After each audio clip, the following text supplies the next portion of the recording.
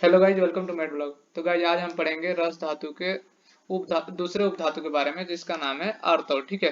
तो पिछले लेक्चर में हम लोग किए थे अस्तन्य उपधातु, तो आज करेंगे आर्तव उपधातु। ठीक है। तो सबसे पहले जान लेते हैं कि सिलेबस के अनुसार क्या क्या हम लोग आर्तव धातु का पढ़ना है। ठीक है। तो कैरेक्टरिस्टिक फीचर ऑफ द शुद्ध एंड दूषित आर्तव पढ़ना है, डिफरेंस बिटवीन रज एंड आर्तव पढ़ना है, फिजियोलॉजी ऑफ आर्तव स्रोतस। ठीक है, ये हमारे सिलेबस है, इसके अकॉर्डिंग ही हम पढ़ेंगे। ठीक है। तो चलिए शुरू करते हैं आर्तव का। आर्तव का जो पर्याय होता है, आर्तव को शोणित भी कहा जाता है। ठीक है। रज भी कहा जाता है, ऋतु भी कहते हैं, और असरिक मासिक स्त्राव जो एवरी मंथ में जो फ्लो होता है ना, मेंस्ट्रुअल फ्लो, उसको मासिक स्त्राव बोलते हैं। ये भी आर्तव को बोला जाता है। ठीक है। तो आर्तव को जनरली हम मेंस्ट्रुअल फ्लो से ही समझेंगे, मेंस्ट्रुअल जो ब्लीडिंग होता है उससे समझेंगे। ठीक है। स्त्रियों में रज नाम से जो रक्त होता है उसे आर्तव कहते हैं। स्त्रियों में ये रज नाम से जाना जाता है। ठीक है। स्त्रियों में 12 वर्ष की आयु से पश्चात प्रकट होकर चरावस्था में परिपक्व शरीर के कारण 50 वर्ष की आयु के पश्चात बंद हो जाती है। ठीक है। स्त्रियों में यह 12 वर्ष की आयु से शुरू हो जाती है, जैसे हम लोग प्यूबर्टी पीरियड बोलते हैं मॉडर्न में। ठीक है। 12 वर्ष की आयु में स्त्रियों में ये स्टार्ट होती है। ठीक है। और मेनोपॉज यानी ये 50 वर्ष की आयु में खत्म हो जाती है, बंद हो जाती है। प्रत्येक मास में यह स्त्राव 3 से 5 दिन तक चलते रहता है। ठीक है। जैसे मेंस्ट्रुअल फ्लो होता है ना, 3 to 5 days every week every month, वैसे ही है ये भी। प्रत्येक मास में 3 से 5 दिन तक रज का स्त्राव होता है। ठीक है।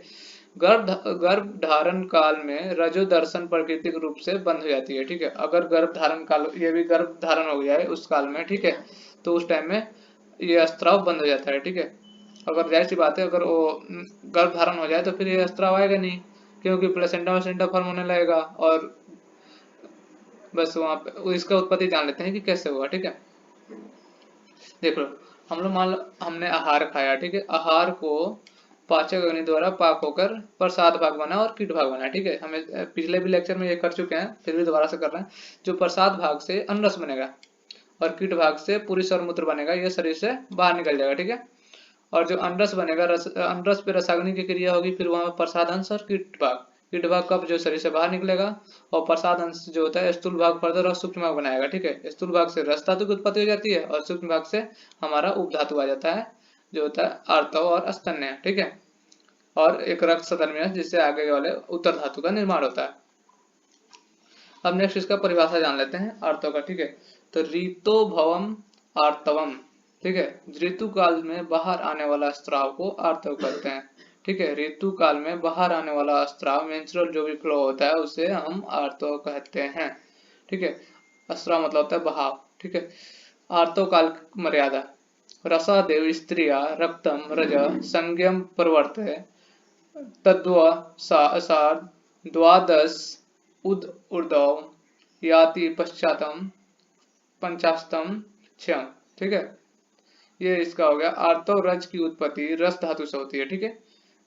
रसादेव स्त्रिय रक्तम। ठीक है। मतलब आर्तव या स्त्रियों में आर्तव या रज की उत्पत्ति रस धातु से होती है। ठीक है। यह स्त्राव स्त्रियों में योनि से 12 वर्ष की आयु से प्रारंभ होती है, जो दिया है ना। तो सात दवा दस, ये यही बोला है कि ये जो अस्त्रा होती है स्त्रियों की योनि से 12 वर्ष की आयु से प्रारंभ होती है। ठीक है, शुरू होती है, तथा 50 वर्ष की आयु में तक समाप्त हो जाती है। याति पश्चातम श्यम, याति पश्चात श्यम। तो ये 50 वर्ष की आयु तक समाप्त हो जाती है। आर्तव व स्रोतस। ठीक है। आर्तव का स्रोत कैसे होता है, वह संवहन कैसे होता है, वही बताया गया। आर्तव वहे द्वय। ठीक है। आर्तव वहे द्वय तयो मूलम गर्भास्य आर्तव वही न च धमन्य। ठीक है।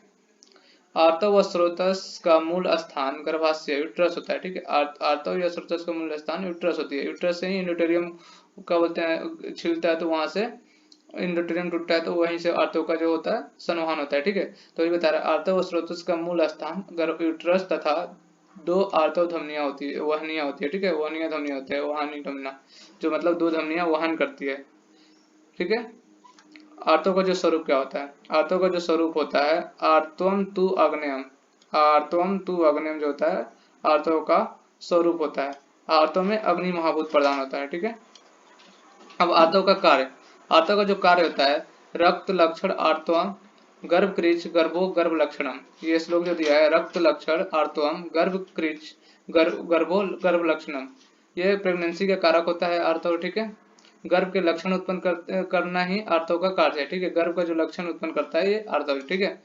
आर्तव की मात्रा कितना होती है? आर्तव की मात्रा होती है 4 अंजलि, ठीक है। अब आर्तव प्रवृत्ति, मसन उपचितम काले धमनियां तदा त्वं ईषत्कृष्ण विगंधम च वायु योनिमुखम नयत, ठीक है।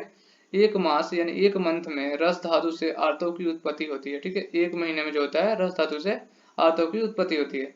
तथा आर्तव ईषद कृष्ण स्लाइटली ब्लैकिश होता है, ठीक है। ईषद कृष्ण मतलब होता है स्लाइटली ब्लैकिश, और वर्ण का होता है विगंध होता है मतलब बैड स्मेल होता है। गुणों के साथ अपन अपान वायु द्वारा योनि से बाहर निकाल दिया जाता है, ठीक है।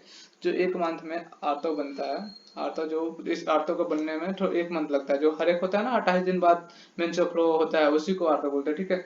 तो एक मंथ में ये अपान वायु द्वारा योनि से बाहर निकलता है, ठीक है। योनि मार्ग मतलब वेजाइना से बाहर निकलता है। शुद्ध आर्तव का लक्षण क्या होता है? शुद्ध आर्तव जो होता है सस आश्रित प्रतिम, ठीक है। यतु यदा लक्षा रसोपम, ठीक है। तद आर्तव प्रसंत्यति यद द्वासा न विजयते, ठीक है। ये होता है आपका शुद्ध आर्तव का लक्षण। तो पहला देखेंगे सस आश्रित, ठीक है।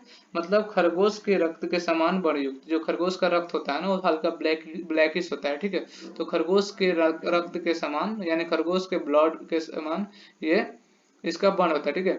लक्षा रसोपम, ठीक है। लक्षा रस के समान वर्णयुक्त होता है, ठीक है।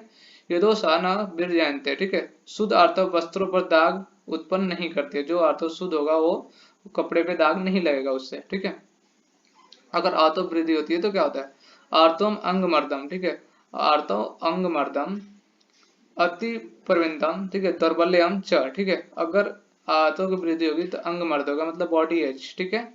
बॉडी एज होगा। तो उसके बाद अति प्रवृत्ति, अति प्रवृत्ति अगर ज्यादा मतलब हेमोरिया एक डिजीज होता है वो हो सकता है, ठीक है। दुर्बल्य, ठीक है। जनरल वीकनेस, वीकनेस आ जाएगा, दुर्बल्य हो जाएंगे, ठीक है। अगर आर्तव का क्षय होगा तो आर्तव क्षय यथोचित काल अदर्शन अल्पता व योनि वेदना च, ठीक है। मतलब अनियमित रजो दर्शन, ठीक है। इरेगुलर मेंस्ट्रुएशन आएगा अगर आर्तव क्षय होगा तो जाहिर सी बात है। अगर आर्तव कम हो गया तो इरेगुलर मेंस्ट्रुएशन होगा यानी अनियमित रजो दर्शन होगा। अल्पता आएगी मतलब हाइपोइमेनोरिया आ जाएगा। एक था हिमोइनेरिया एंड हिमोरेजिया एंड दूसरा होगा हाइपोमेनोरिया, ठीक है। और एक हो सकता है आपका योनि वेदना, ठीक है। वेजिनल पेन होगा, ठीक है। योनि वेदना को बोलते हैं वेजिनल, मॉडर्न में वेजिनल पेन। तो ये सारे अगर आर्तव क्षय के लक्षण है, ठीक है। तो बस आज के लिए इतना ही। यहाँ हम लोग रस धातु का उपधातु कंप्लीट कर लिए। नेक्स्ट लेक्चर में हम लोग करेंगे रक्त धातु, ठीक है। तो मिलते हैं नेक्स्ट वीडियो में। Thank you so much.